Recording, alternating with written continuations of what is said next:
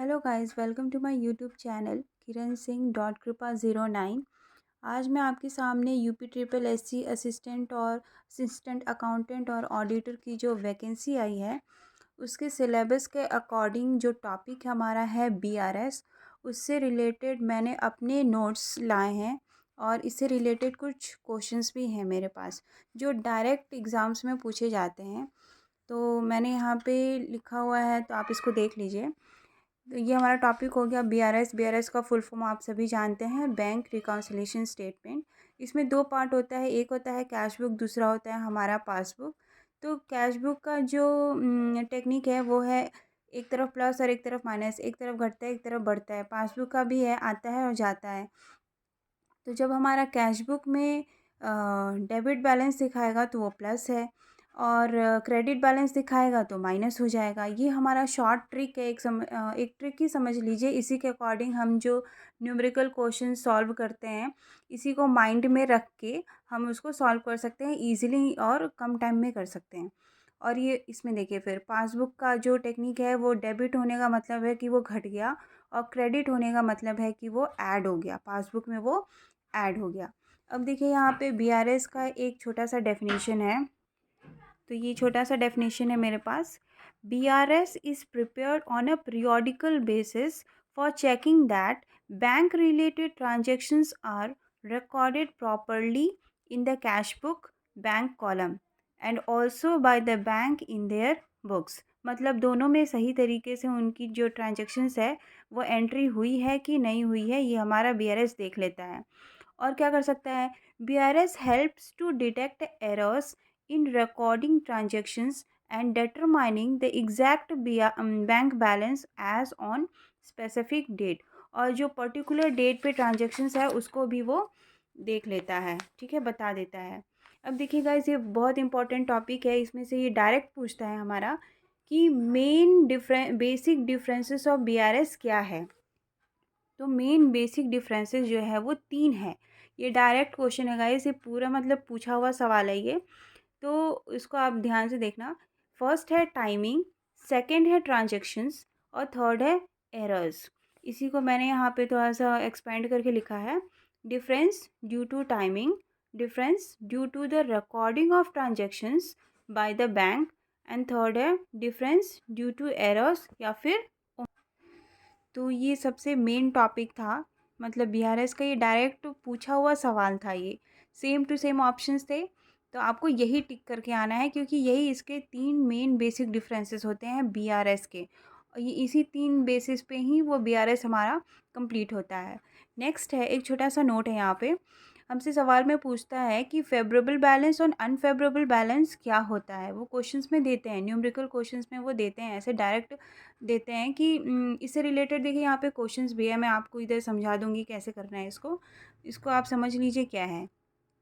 यहाँ पे favourable balance का मतलब होता है कैश बुक का पॉजिटिव बैलेंस और पासबुक का नेगेटिव बैलेंस, ठीक है। फेवरेबल का मतलब होता है कि कैश बुक का पॉजिटिव बैलेंस और पासबुक का नेगेटिव बैलेंस, ये होता है फेवरेबल का मतलब। नेक्स्ट यहाँ पे unfavourable balance. Unfavourable balance just उसका अपोजिट है कि कैश बुक का वो नेगेटिव बैलेंस हो जाएगा और पासबुक का वो पॉजिटिव बैलेंस हो जाएगा। यहाँ पे मैंने न्यूमेरिकल के थ्रू समझाया है, मतलब मैंने किया हुआ है यहाँ पे। देखिए क्वेश्चन है यहाँ पे। Favourable balance as per cash book 10,000 rupees. ये बीआरएस का फॉर्मेट है, आप सब जानते ही होंगे, ठीक है। ये ऐसे डायरेक्ट एग्ज़ाम में ऐसे नहीं करना है। एग्ज़ाम में तो हम शॉर्टकट निकाल लेते हैं, ये डायरेक्ट कैश बुक पासबुक लिख के और अपना एंट्री कर लेते हैं, मतलब सॉल्व करके आंसर टिक कर देते हैं। यहाँ पे मैंने समझाने के लिए ऐसे लिखा हुआ है। तो फेवरेबल बैलेंस देखिए दिया है, तो फेवरेबल बैलेंस कैश बुक का दिया है कितना, 10,000। यहाँ पे हमने लिखा है 10,000। हमने बताया था कि कैश बुक का जो फेवरेबल बैलेंस होता है मतलब कि वो पॉजिटिव बैलेंस है, पॉजिटिव बैलेंस है वो, कैश बुक का पॉजिटिव बैलेंस है। नेक्स्ट उसके बाद पूछा है check issued but not presented ₹3,000। उसने चेक को इशू कर दिया है बट उसने बैंक में अभी प्रेजेंट नहीं किया है। इसका मतलब कि अभी तक उसका पैसा उसके मतलब कैश बुक में ही है, इसको हम कैश बुक में लिखेंगे, ठीक है। हम यहाँ पे ओपनिंग बैलेंस के साथ इसको यहाँ पे ऐड करेंगे। नेक्स्ट है check deposited but not credited ₹4,000, not credited ₹4,000। तो अभी उसने क्रेडिट नहीं किया है, ठीक है। क्रेडिट नहीं किया है इसका मतलब कि उसने मतलब पासबुक में अपने पास रखा हुआ है। तो ये हम इधर पासबुक में एंट्री कर देंगे इसकी, ठीक है। हमसे सवाल पूछा है कि what will be the balance as per passbook. तो पासबुक के अकॉर्डिंग हमारा बैलेंस क्या होगा। तो देखिए गाइस, हम यहाँ पे पासबुक में कैश बुक का हम यहाँ पे टोटल करके लिख देंगे और पासबुक का तो ये बैलेंस आ गया था। तो ये जो हमारा बैलेंस आएगा वही हमारा balance as per the passbook होगा। तो जो हम आंसर टिक करेंगे ऑप्शन में वो ये 9,000 रुपीज़ जो है वो हमारा ये मतलब मेन आंसर होगा। क्योंकि यहाँ का देखिए 13,000, ठीक है, यहाँ पे 4,000, तो 13 - 4 इज़ 9,000, ठीक है, ये हो जाएगा। नेक्स्ट है एक क्वेश्चन है in India the dash governs the provisions for bill of exchange. Bharat में बिल ऑफ एक्सचेंज की जो प्रोविजंस हैं वो कौन गवर्न करता है। तो वो आता है हमारा नेगोशिएबल इंस्ट्रूमेंट एक्ट 1881 के अंडर, ठीक है। ये देख लीजिए, ये डायरेक्ट क्वेश्चंस हैं जो पूछे जाते हैं, ये मैंने अपने नोट में कवर किया हुआ है। गाइस इसको ज़रूर आप लाइक शेयर करना, फॉलो करना, क्योंकि मैंने इसको खुद बनाया हुआ है। तो ये डायरेक्ट है जो लास्ट मोमेंट पे लोग रिवाइज़ कर सकते हैं, जिनको एक्स्ट्रा नहीं पढ़ना है वो इस नोट से भी पढ़ सकते हैं, उनको बहुत हेल्प होने वाली है। तो यहाँ पे भी देखिए एक नेक्स्ट क्वेश्चन लिया है मैंने, BRS से रिलेटेड नेक्स्ट क्वेश्चन है ये, जिसमें हमारा दिया हुआ है कैश बुक का बैलेंस दिया हुआ है। कैश बुक का बैलेंस दिया हुआ है, देखिए 7,340। फिर he sent the cheques of ₹3,450 to his bank for collection but cheque amount to ₹345 were not collected by the date. तो उसने कलेक्ट नहीं किया है, तो इसका शॉर्टकट हो जाएगा चेक सेंट फॉर कलेक्शन। तो जो कलेक्शन के लिए चेक सेंड किया गया है वो कितने का सेंड किया गया है, वो है 345 रुपीज़ का चेक सेंड किया गया है, मतलब सेंड किया गया कलेक्शन के लिए। बट उसने कितने का कलेक्ट नहीं किया, इसमें मेंशन था ना कि उसने कलेक्ट नहीं किया, नॉट कलेक्टेड। तो cheques not collected as per the passbook, तो हम उसको माइनस कर देंगे, ठीक है, नहीं माइनस नहीं करेंगे, सॉरी। यहाँ पे दिया हुआ है 790, तो हम यहाँ पे 790 लिख देंगे कैश बुक में। फिर इसको ऐड करके जो बैलेंस आएगा माइनस करेंगे इसे 345 से, तो ये आएगा हमारा 7785। तो ये हमारा आंसर हो जाएगा।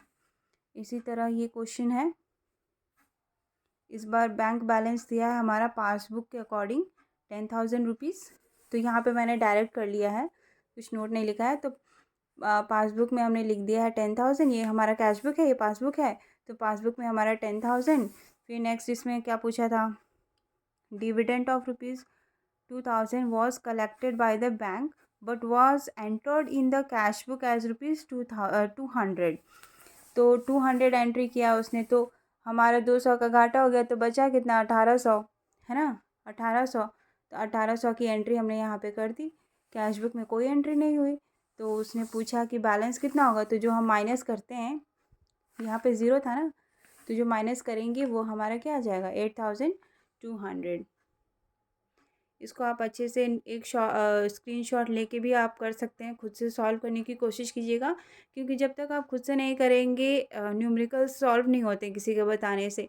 ये तो खाली अपर है, ऊपर से मतलब आदमी समझा देता है, बट प्लीज़ आप ट्राई टू आप इसको प्रैक्टिस करो। प्रैक्टिस करोगे तो आपको खुद ही समझ में आ जाएगा कि इसको कैसे करना है। उसी तरह यहाँ पे एक थर्ड क्वेश्चन है, ठीक है, आप इसको खुद से करना, मैंने यहाँ पे शॉर्टकट में सॉल्व कर दिया है, ठीक है। Thank you for watching guys, आप लाइक शेयर ज़रूर करना, आपको पसंद आई तो मैं इसका सेकंड टॉपिक, थर्ड टॉपिक, जितने भी हैं सिलेबस में टॉपिक, एक एक करके मैं खुद के नोट से उसको कवर करके आपको बताऊंगी और वीडियो अपलोड करूंगी। अगर आपको अच्छा लगे तो प्लीज़ कमेंट में बताना, फिर उसी के अकॉर्डिंग मैं वीडियोज़ लाऊंगी, ठीक है। Thank you.